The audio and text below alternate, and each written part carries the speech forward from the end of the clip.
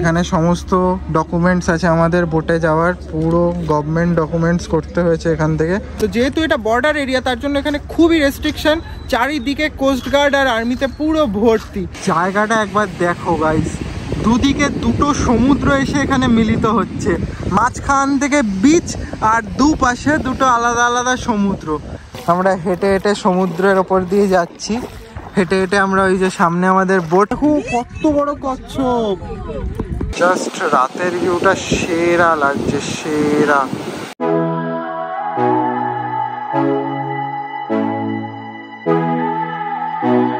Hello guys, welcome to a new blog of my channel. এখন বাজে ভোর 4টে আর আমরা বেরোচ্ছি ফর দিগলিপুর। আর এখানে আমার ব্লগ আপলোডিং চলছে। ফাইনালি একটা হোটেলে ওয়াইফাই পেয়েছি, তার জন্য সুন্দর ব্লগটা আপলোড করতে পারছি। এখানে বিএসএনএল এর নেট একটু স্লো আছে, বাট ঠিকঠাক চলার মতো। কেমন ঠান্ডা? অনেক ঠান্ডা এখানে। তোরা বলছিলি সব ঠান্ডা নেই ঠান্ডা নেই, এই জন্য ঠান্ডা চলে এসছে তোদের কাছে।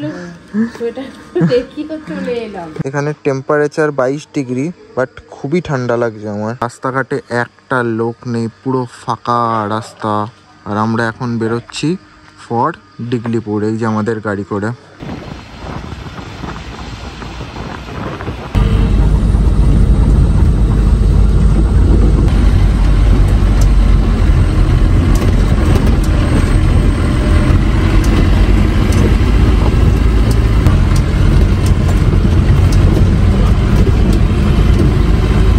দিগলিপুর আসার রাস্তা মানে খুবই খারাপ। আমি এত খারাপ রাস্তায় জীবনে কখনো যাইনি গাড়িতে।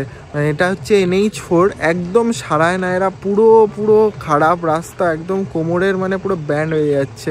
আজকে আমাদের প্রায় 190 কিলোমিটার মতো যেতে হবে, আবার 190 কিলোমিটার ফিরতে হবে। এরকম খারাপ রাস্তায় মানে কি বলবো, একদমই রিকমেন্ডেড না। এই রাস্তা তৈরি যতদিন না হচ্ছে একদম কমপ্লিট, আসার জন্য মানে মানা করবো, কারণ একদমই খারাপ রাস্তা। সকালে ঘুম পাচ্ছে, ঘুমাতে যাচ্ছি, এত কেঁপে কেঁপে উঠছে, ঘুমাতেও পাচ্ছি না ঠিক মতো গাড়িতে। যেন মনে হচ্ছে পুরো টর্চার হচ্ছে আমাদের সাথে। আমরা একটু চা বিস্কুট খেয়ে নিচ্ছি সকালবেলা। তো এখন থেকে শুনছি রাস্তাটা নাকি একটু বেটার, তো দেখা যাক।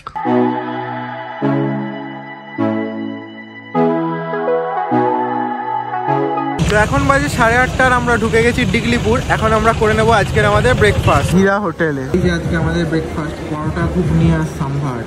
খাবার দাবার কিন্তু এই হোটেলের বেশ ভালো।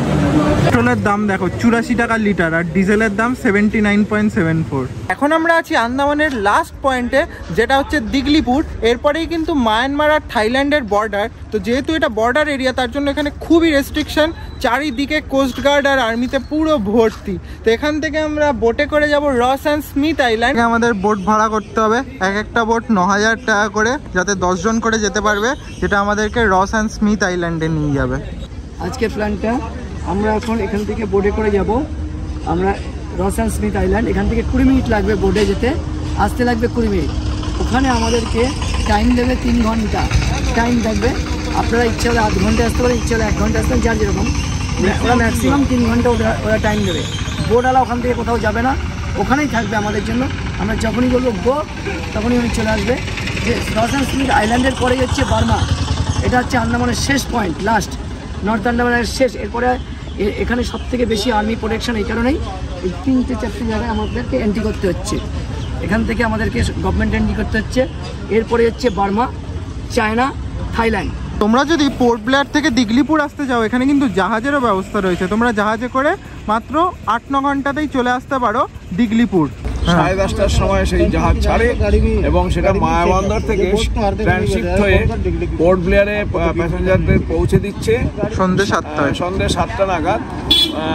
রেট হচ্ছে 300 থেকে স্টার্টিং, 350 টাকা থেকে। বিভিন্ন রকম ফেসিলিটি যেমন আছে, সেই ফেসিলিটি অনুযায়ী তার বিভিন্ন রকম ডাইনামিক রেট, সেইটা অনলাইনে টিকিট পাওয়া যায়। এখানে সমস্ত ডকুমেন্টস আছে আমাদের বোটে যাওয়ার, পুরো গভর্নমেন্ট ডকুমেন্টস করতে হয়েছে এখান থেকে। অনেক রুলস অ্যান্ড রেগুলেশনস আছে। দূরে আমাদের বোট এখন রেডি হচ্ছে যাওয়ার জন্য, আর আমরা ইন দ্য মিন টাইম এখানে ওয়েটিং রুম আছে সুন্দর, এখানে ওয়েট করছি। এখানে অনেক বোট আছে। এই যে আমরা এই স্পিড বোটে করে যাব রস অ্যান্ড স্মিথ আইল্যান্ড। এই যে আমাদের দুটো বোট, এটা একটা, এই যে পাশে আর একটা।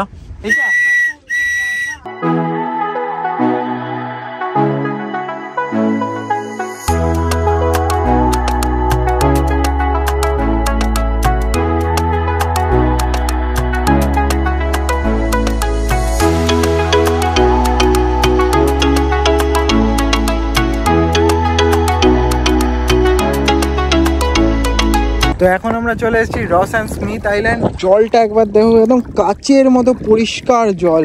সত্যি এতটা যে জার্নি করে আসলাম, পুরো জার্নি যেন একদম এখানে এসে পয়সা ভসুল হয়ে গেল। এই জায়গাটা জাস্ট দারুণ। দুপাশে দুটো সমুদ্র, এপাশে একটা বাদিকে একটা ডান দিকে, মাঝখান থেকে একটা বিচ চলে গেছে। এর সময় এই দুটো সমুদ্রের জল পুরো এক হয়ে যায়, তখন আর এরকম মাঝখান থেকে এরকম বিচটা দেখা যায় না, তখন টোটালটাই একটা সমুদ্র মনে হয়। এখন যেহেতু ভাটা চলছে তাই জন্য দুটো সমুদ্রের এই অসাম ভিউটা আমরা দেখতে পাচ্ছি। তো এইটা হচ্ছে স্মিথ আইল্যান্ড, আর আমার সামনে যেটা দেখতে পাচ্ছ ওইটা হচ্ছে রস আইল্যান্ড। দারুণ লাগছে এই বিচটা, মানে এটা ছাড়া আন্দামান পুরোপুরি ইনকমপ্লিট। মানে এটা দেখে পুরো সার্থক হয়ে গেল আমাদের কালকের এতটা জার্নি, আজকের আমাদের এতটা জার্নি, সব কিছু যেন একদম কি বলবো মুছে গেল এই সুন্দর ভিউর সামনে। ওই জার্নি আর কিছু না, মানে জাস্ট দুর্দান্ত লাগছে এই বিচটা, পুরো মন শান্তি হয়ে গেল দেখে।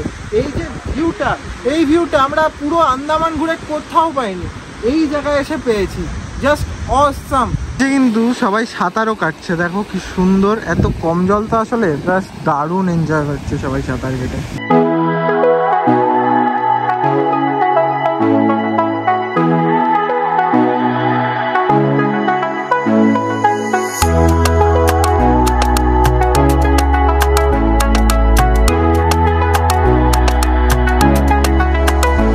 দিগলিপুরের এই রাস্তা দেখে প্রথমে সত্যিই ভাল লাগছিল না আসার জন্য, বাট এখানে আসার পর পুরোপুরি ভাবনাটা আলাদা হয়ে গেল। এখানে যদি না আসতাম এত সৌন্দর্য আমরা কোনোদিনই পেতাম না। আমরা হেঁটে হেঁটে সমুদ্রের ওপর দিয়ে যাচ্ছি, বোটে উঠবো, জাস্ট সেরা সেরা। দেখো কত বড় কচ্ছপ, বাপরে কি সাইজ কচ্ছপটা। এখন কচ্ছপ ওপরে সাঁতার কাটছে, কত বড় কচ্ছপ।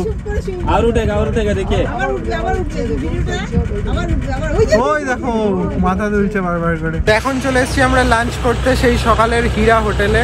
চলো দেখা যাক আজকে লাঞ্চে কি আছে। আজকের মেনুতে আছে ভাত, লাউ ঘন্ট, তরকারি, ডাল, পাঁপড় ভাজা আর সর্ষে পার্শে।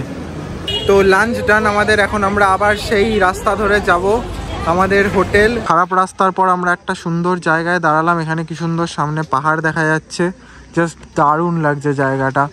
একদম আইল্যান্ডের উপর এরকম উঁচু পাহাড়।